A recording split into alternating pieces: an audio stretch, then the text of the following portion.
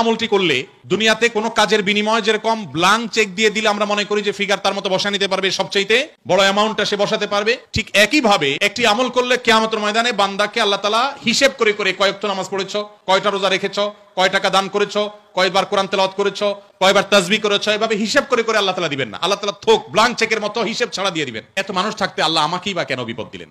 যারা মনোবেদনায় আছেন, কষ্টে আছেন, বিপদে আছেন, ভেঙে পড়েন যে এত বিপদ কেন? একটি মাত্র আমল আছে, আর কোনো আমল নাই।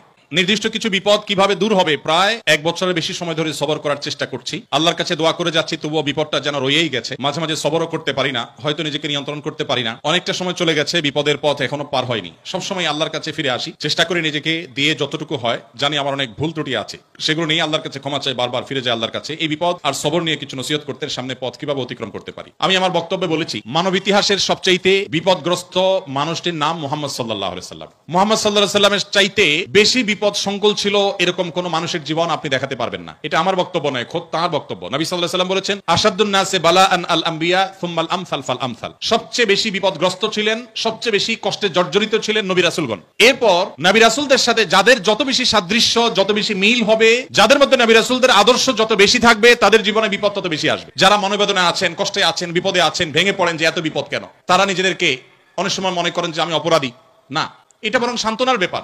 যে যত ইমানদার হবে, তার জীবনে যত পরীক্ষা আসবে, তার থেকে তত কষ্ট করতে হবে এবং কষ্টের মধ্য দিয়ে পার হতে হবে। ইমানদারের সাফল্য হলো যে যত কষ্টই হোক না কেন, একভাবে না একভাবে কষ্ট শেষ হবে। কোনোভাবে যদি শেষ না হয়, মৃত্যুর মাধ্যমে শেষ হবে। এরপর যদি আল্লাহ তাআলা আমাকে জান্নাত অফার করেন, যে বান্দা তুমি অনেক কষ্ট করেছো, তোমাকে আমি জান্নাত অফার করছি, তাহলে আমার সারা জীবনের কষ্টের বিনিময়ে অনন্তকালের জান্নাত পেয়ে গেলে এটা নিশ্চয়ই লাভজনক ডিল। দুঃখ বা কষ্টে যখন থাকি, তখন আমরা সাধারণত বিষয়গুলোকে এইভাবে অনুভব করতে পারি না, এটা কষ্ট হয়। যখনই আপনি আমি দুঃখে পতিত হব, আমাদের নবীজির কথা স্মরণ করব, যে তার চাইতে দুঃখে কেউ ছিল না, সবচেয়ে কষ্টে ছিলেন, কিন্তু তার চাইতে সাকসেসও পৃথিবীতে কেউ ছিল না। ইন্টারেস্টিং বিষয়, সবচেয়ে দুঃখী মানুষ সবচেয়ে সফল মানুষ। কি অর্থে সফল? ওই যে তার মিশনকে তিনি সবচেয়ে ভালোভাবে বাস্তবায়ন করেছেন। প্রথম এবং দ্বিতীয় বিশ্বযুদ্ধের মধ্যে 100 মিলিয়ন মানুষ হত্যা করতে হয়নি। তার আদর্শকে তিনি পৃথিবীতে অত্যন্ত চমৎকার ভাবে প্রতিষ্ঠা করে গেছেন, সবচেয়ে শান্তিপূর্ণ ভাবে, সবচেয়ে কম মানুষের জীবনের মূল্যের বিনিময়ে। অতএব কষ্ট যখন হবে, আমাদের সবর করতে হবে ওই কথা চিন্তা করে। আমাদের সমাজে একটা কুসংস্কারাচ্ছন্ন বিশ্বাস আছে, উক্তি আছে, এখনো গ্রামে গঞ্জে এমনকি শহরে অনেক মানুষ আছে, কারোর যদি বিপদ আপদ পিছ না ছাড়ে, একের পর এক বিপদ লেগেই আছে। দেখবেন অনেকে কমেন্ট করে, লোকটা কত বড় অপরাধী হলে একটার পর একটা বিপদ লেগে আছে, কত খারাপ মানুষ। অথচ একটার পর একটা বিপদ লেগে থাকা এটা মানুষের খারাপ হওয়ার কোনো প্রমাণ নয়। একটা মানুষ ফেরেশতার মতো ভালো মানুষ হয়েও তার উপরে বিপদ হতে পারে, বরং কখনো কখনো লাগাতার এবং ধারাবাহিক বিপদ এটা তার সততার, আল্লাহ ভীরুতার, আল্লাহর নেককার বান্দা হওয়ার প্রমাণ হতে পারে। অনেক সময় আমাদের এরকম মনে হয় যে এত মানুষ থাকতে আল্লাহ আমাকেই বা কেন বিপদ দিলেন? তাহলে কাউকে বিপদ দিয়ে তাকে যদি ভালো কিছু, তার চেয়ে ভালো কিছু আল্লাহ তাআলা দেন, তাহলে বিপদ বিপদ নয়।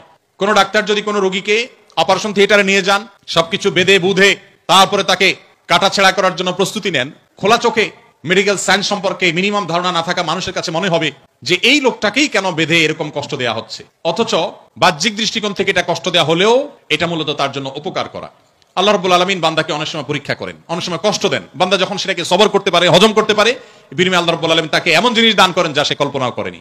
একটি আমল আছে যে আমলের বিনিময়ে আল্লাহ তাআলা দিবেন ব্ল্যাঙ্ক চেক দিয়ে বিনিময় দেওয়ার মতো করে, হিসেব ছাড়া।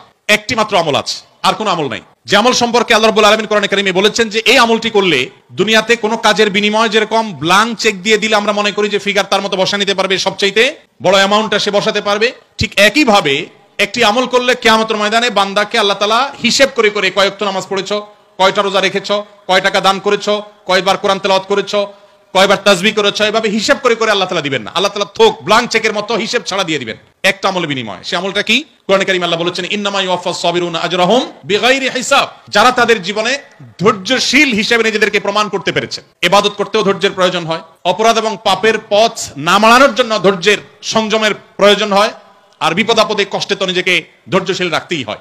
এই ধৈর্য যদি কেউ ধরতে পারে, নবী কোরআনে কারীমে আল্লাহ তাআলা বলেছেন, ইন্নামা ইউওয়াফাস সাবিরুনা আজরাহুম বিগাইরি হিসাব। ধৈর্যশীলদের বিনিময়ে আল্লাহ তাআলা দিবেন হিসেব ছাড়া, ব্ল্যাঙ্ক চেকের মতো। এইজন্য নিজের জন্য খারাপ কিছু হলো, নিজের কোনো বিপদ হলো, আর তখন আমি মনে করলাম আল্লাহ আমাকেই বা কেন দিলেন? আল্লাহ আপনাকে ভালোবাসেন, সেজন্য আপনাকে তা দিয়েছেন। এটি আমার কথা নয়। নবী সাল্লাল্লাহু আলাইহি ওয়াসাল্লাম বলেছেন, ইন্নাল্লাহা ইযা আহাব্বা কওমান ইবতালাহুম। আল্লাহ যখন কোন সম্প্রদায়কে, কোন মানুষকে ভালোবাসেন, তাকে পরীক্ষায় ফেলেন, তাকে বিপদে ফেলেন। এটা আল্লাহ সুবহানাহু ওয়া তাআলার সিস্টেম। এই জন্য আমরা যারা বিপদগ্রস্ত আছি তাদের জন্য সান্ত্বনা হলেন নবী করিম সাল্লাল্লাহু আলাইহি ওয়াসাল্লাম। আল্লাহ আমাদেরকে ধৈর্য ধারণ করার তৌফিক দান করুন।